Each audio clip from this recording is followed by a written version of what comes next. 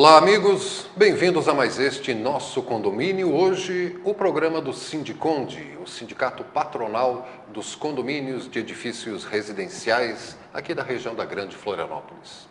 O nosso condomínio hoje, que vai ao ar sempre com o apoio da Cronos Segurança e também da Casas d'Água, a parceira dos condomínios. E mandamos já o nosso tradicional abraço, né, seu Alfredo, ao senhor Sionésio, nosso amigo lá da Cronos, e também o senhor José Nitro, da Casas d'Água, apoiadores do nosso condomínio hoje, que vai ao ar toda quinta-feira, 5 da tarde, todo sábado, 7 da noite e também às segundas-feiras, às 9 da noite. Sempre aqui batendo na tecla da educação, dos bons modos de convivência dentro de um condomínio residencial, das preocupações, né? Não seriam nem preocupações, com as providências que devem ser tomadas regularmente dentro do condomínio para evitar maiores danos, maiores gastos. Se prevenir sempre foi o melhor remédio. Não é, seu Alfredo? Presidente do Sindiconde. Boa tarde, tudo tranquilo? Boa tarde, Silvio. Boa tarde, condôminos. Boa tarde a todos aqueles que nos ouvem. Eu realmente fico muito satisfeito porque essa semana nós tivemos um retorno bastante significativo do nosso programa anterior, onde tivemos aqui um diretor da Celesc, diretor comercial da Celesc, e os comentários que houveram, sim, inclusive do próprio Silvio aqui, disse que eu estava muito bravo no telefone. Não, alguém me falou que achou o senhor bravo. Eu adorei, eu me diverti. É? Eu me diverti. Tudo bem. Não é uma questão de brabeza ou não. Gente, nós temos dois assuntos para hoje, que na minha opinião, que os condôminos devem ser informados e recomendados daquilo que está acontecendo. Primeira coisa é que foi formada a comissão para a negociação da nosso dissídio coletivo, que aconteceu no dia 28, conforme publicado e conforme dito aqui na televisão, convidado muita gente e coisa. O número de pessoas que compareceu não foi aquele esperado, mas as pessoas sabem perfeitamente de que nós lá no sindicato temos feito a defesa do patronal, digamos assim, dentro daquilo que o razoável permite, para que sejamos justos em ambas as partes.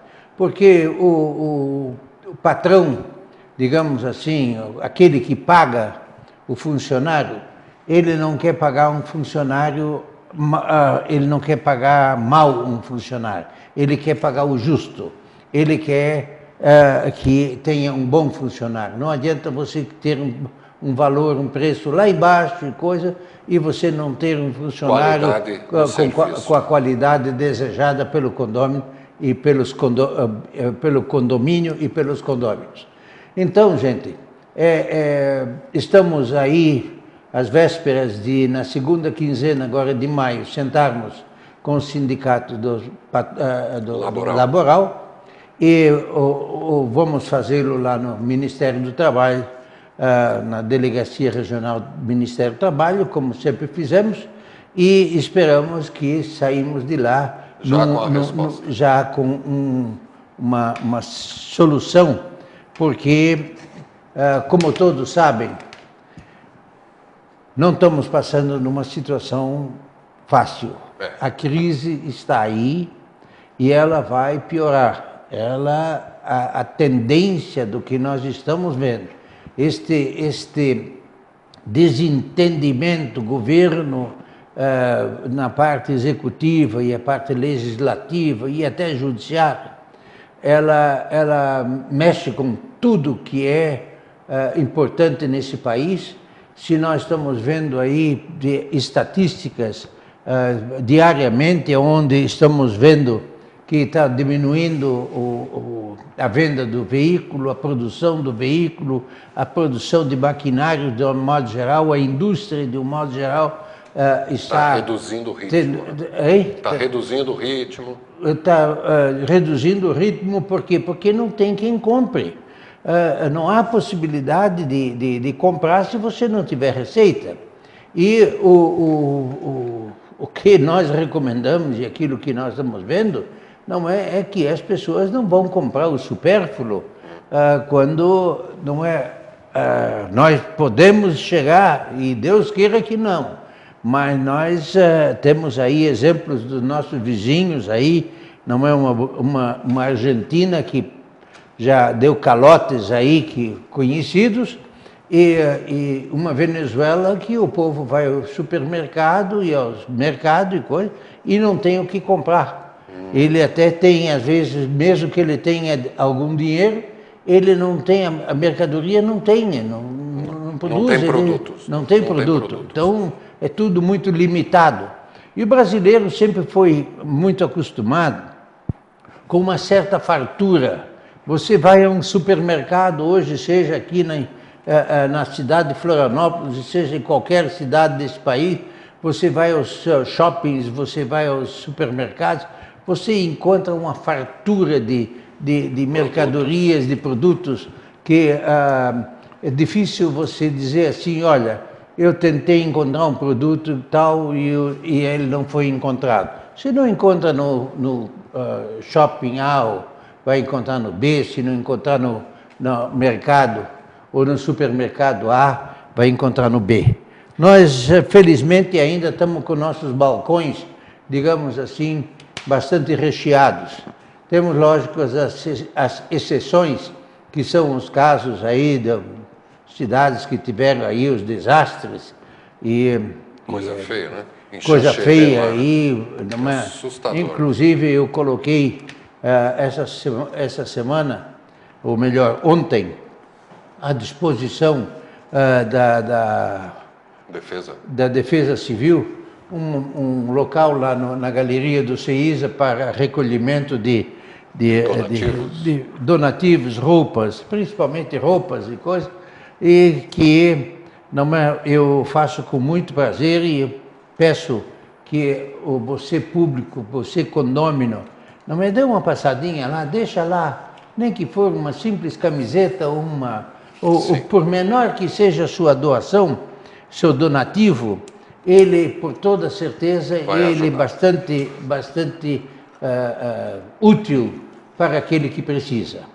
Você tem, com toda certeza, lá no seu guarda-roupa alguma coisa que você já desprezou, não engordou um pouquinho e já ficou apertada a roupa, ou a camisa do time que já não você era gordo, agora perdeu bastante peso, fez aquela dieta, não é? Até uma dieta, às vezes até forçada, falta de grana para poder engordar. Para poder engordar. Certo? Mas isso aí, gente, fora as brincadeiras, vamos levar a sério essa situação, porque precisamos fazer. Nós estamos passando aí também, essa recessão está trazendo, essa crise, digamos assim, está trazendo notícias muito desagradáveis. Não é? Ontem ainda, não é? O noticiário trouxe que São Paulo, a Sabesp em São Paulo, não está elevando mais uma vez o valor da tarifa da água em 15,7%, 15, alguns por cento, porque ela teve que dar os dividendos para os acionistas, e porque a empresa pode estar com prejuízo, e por causa da desvalorização da moeda e coisa e tal. Gente, precisa ter um pouquinho mais de consciência de que nós aqui, que somos consumidores, estamos aqui fora e somos o consumidor, nós também estamos passando isso aí. Então nós temos que dar as mãos para fazer as coisas um pouco mais justas dos dois lados, para que encontremos equilíbrio e que o nosso mercado e o supermercado ainda tenham mercadoria nas prateleiras. Seu Alfredo, o senhor que já passou muitos verões aí, muitas crises, já é um homem viajado, né, já viu coisas lá fora também. O que a gente pode sugerir assim para o telespectador, internauta, para o condômino, para o cidadão, num momento de crise como esse? Eu tenho a impressão que apertar o cinto todo mundo já está apertando, né? E eu tenho a impressão de que a crise existe primeiro na mídia. Ela que só fala em crise, repete, fica assustando todo mundo. Mas qual que pode ser a atitude assim de um cidadão diante de um cenário desse? Bom, além de, claro, economizar água, luz... Gente, a principal coisa aí, no meu entender, é educativo. Se você não tiver uma população consciente de que ele precisa respeitar aquilo que a regra está colocada em jogo. Eu vou lá no supermercado e vou lá e compro 15 quilos de arroz, 10 quilos de feijão e aquela coisa toda, sabendo de que eu vou usar aquilo, vou levar, quem sabe, 5, 6 meses para usar. E aquele que está ali atrás ficou sem a mercadoria. Então é preciso que, a respeito no consumo, acabar com o desperdício. Gente, o que se desperdiça de alimentação nesse país é alguma coisa estarrecedora. Nos restaurantes, você vai a um restaurante, eu sou um relaxado em algumas coisas. Por mais que eu às vezes saia do restaurante ou de um supermercado, por que eu comprei tudo isso? Por que eu comi tanto? Por que eu... certo? E quando isso aí é uma questão de educação, gente. Você tem que se educar seus filhos, seus netos, porque eles vão passar crises, não é? E nós podemos consertar essa crise, não é? Evitando uma coisa em especial, o desperdício. Não havendo desperdício, gente, com toda certeza as coisas vão se ajustando, elas vão se enquadrando, elas vão criando formas, não é? Do andar da carruagem, as melancias vão se ajustando. No andar da carruagem. Vejo com muita preocupação, não é? Hoje, essa quantidade enorme de jogos de futebol, por exemplo. Distração, circo.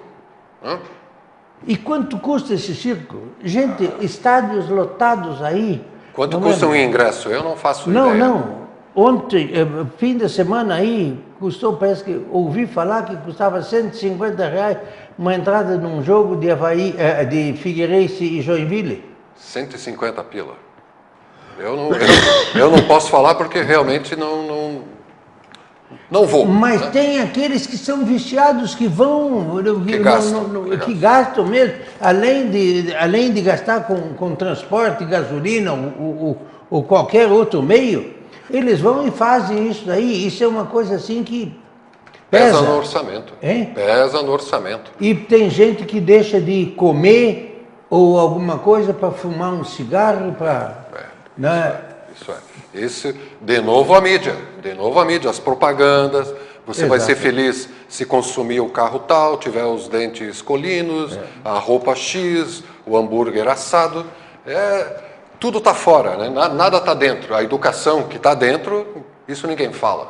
Outro dia eu estávamos falando sobre... Vocês já viram quantas marcas de veículos nós temos, de carros, automóveis e coisa e tal, nós temos no Brasil? Quantas fábricas tem? Deve passar de uma centena, eu acho, de modelos e Não, fábricas. Modelos chega quase a 1000. E de fábrica quase uma centena. Você pega um carro da Fiat, por exemplo. Eu acho que a Fiat está fabricando uns 30 modelos diferentes de veículos. Você pega uma Ford igual, pega uma Chevrolet igual. Aí então tu pegas os carros japoneses, já é bem menos, certo? Menos opções. Então, todo ano muda o veículo, muda o formato. Para quê? Isso custa uma dinheirama que não tem mais tamanho e o país não vai estar pagando essa conta. Não há como aguentar. O consumidor é que vai arcar com seja lá qual for o o consumidor da vaidade, esse aí tem que pagar. Mas, de um modo geral, não poderia ser assim. Da vaidade, Mas tem um lugar que não dá para economizar também, né, seu Alfredo? Que é na alimentação necessária. Sim, na alimentação, Mas eu já queria puxar... subsistência, né? Sim, esse sempre. Bom, depois eu posso lhe contar as minhas andanças, né, para parar de fumar e a alimentação. Mas eu queria chamar a atenção, né, puxando a brasa para os condomínios, que tem um lugar que com crise ou sem crise não se deve economizar, que é na prestação de serviços dentro de um condomínio, a questão de reformas, né, usar material de qualidade, com acompanhamento de um engenheiro, de uma empresa idônea, nunca economizar na manutenção de elevadores, na qualificação de pessoal. Isso aí com crise ou sem crise tem que ser prezado. O bom serviço é mais barato do que aquele que você faz, não é com... Querendo economizar, depois o barato... economizar, que daqui um pouco vai sair caro. Isso nunca deixar de investir, né? Não é custo isso é investimento. Valoriza o patrimônio, né? Não vai precisar quebrar tudo de novo depois para achar aonde fazer um conserto. Esse, eu acho que é o ponto para a gente reforçar aqui no nosso condomínio hoje, né? De Sim. que você, condômino, ajude o seu síndico, participe das assembleias do seu condomínio. Assim é que vai a coisa para frente. Sem dúvida. E dizer para vocês que não é a economia, digamos assim, ela precisa ser equilibrada sobre todos os pontos. Tem que gastar e tem que produzir. Tem que gastar e tem que produzir. Se você não jogar uma guiba de cigarro no chão, ou não sujar aquela determinada área ali dentro do condomínio, não é, ela vai gastar menos material de limpeza, vai precisar menos mão de obra, não é para fazer. São coisas pequenas, são coisas minúsculas. Agora, tem países europeus, por exemplo, que você não joga um guiba de cigarro no chão. Se jogar, é uma multa que não tem tamanho. Não é restos e assim por diante. Então, volto a dizer, educação é o ponto básico. É o início de tudo. É o início de tudo. Isso. Bom, o Silvio, eu sei que o nosso programa eu sei que ainda faltam uns 20 minutos. Mas sim, uns 10 mais ou menos. Uns 10? Puxa vida. Já mas eu falei aqui no início do programa e eu quero pedir desculpa aos condôminos.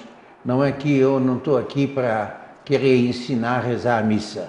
Eu estou aqui para dizer para aquilo que nós estamos assistindo e que é uma realidade e que pode piorar muito.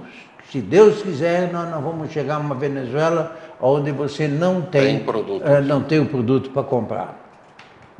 Na semana passada, na última reunião o último programa que nós fizemos aqui, nós tivemos aqui um diretor da Celesc. O seu Eduardo Sesconeto. Eduardo. Eu recebi vários telefonemas e, em verdade, a grande maioria não concordou com a coisa.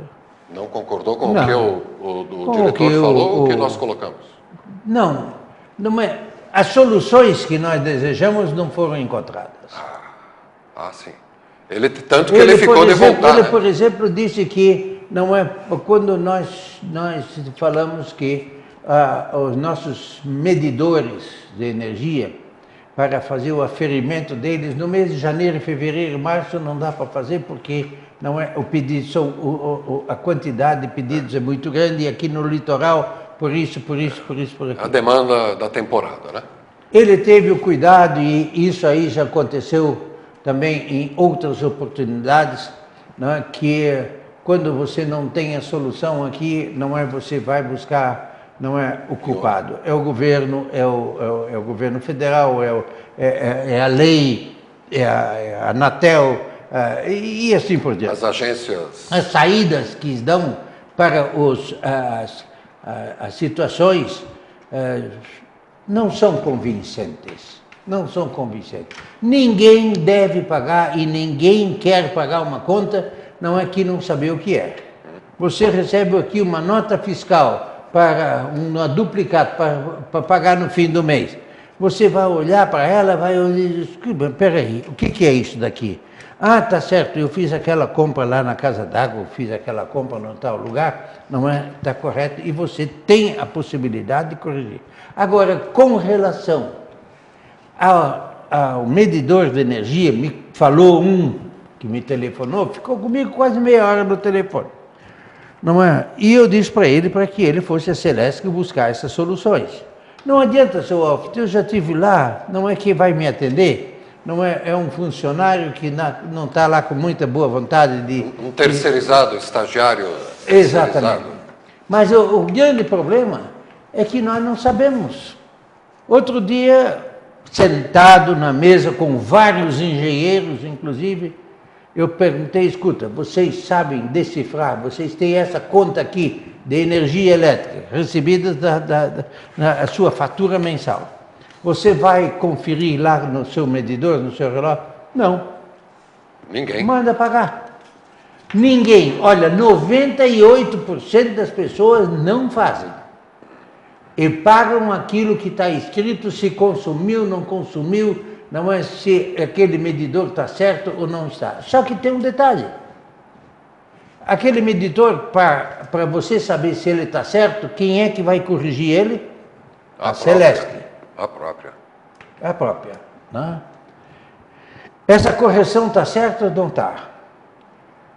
Ela vai confessar de que esse relógio esteve, não é, fora de medição? A medição teve errada? Por quanto tempo? Quanto eu já paguei? E se eu tenho direito à restituição daquilo que eu paguei erradamente porque o medidor estava errado? Vai ser uma então, briga nós longa. temos aí, podemos entrar aí numa polêmica que não tem mais tamanho. Mas o principal é a Celesc vir a público e ensinar. Olha, esta conta de luz aqui está escrito aqui. No consumo, demanda, tá, X, Y. Cada item desse aqui o senhor vai ter a resposta em tal lugar. Aí fala em internet, que fala na agência, Anael, Anatel. Não, é que o povo não tem acesso a isso aí. Não tem nem o hábito de checar as faturas, quanto muito ir atrás do que cada uma estabelece. Né? Então, o Silvio e condôminos, eu quero dizer para vocês, com absoluta certeza do que eu estou dizendo, para encerrar, nós vamos tentar ir atrás dessa situação, tanto faz no consumo de água como no consumo de energia elétrica, porque isso é um valor muito elevado nos condomínios.